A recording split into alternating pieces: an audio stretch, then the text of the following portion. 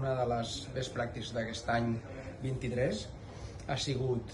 fer un exercici d'autocrítica respecte al que a l'organització estava molt extès. Una de les coses que nosaltres, els nostres 46 establiments, estan situats als barris on el client és de proximitat. I creiem, als més de 50 anys d'activitat que tenim, que creiem conèixer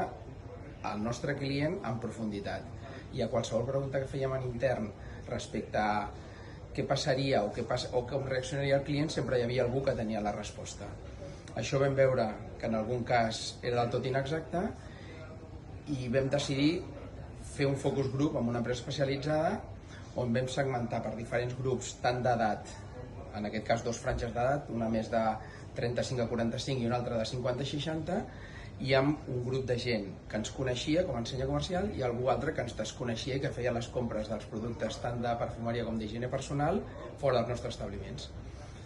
No hi ha hagut una altra dosi de realitat més gran que escoltar aquestes persones, clients o no clients, opinar sobre la nostra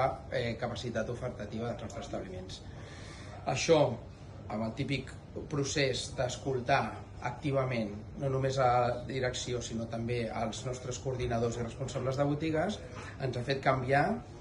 un munt de proposta comercial, de sortiment, de polítiques ofertatives, de promocions, etc. I sobretot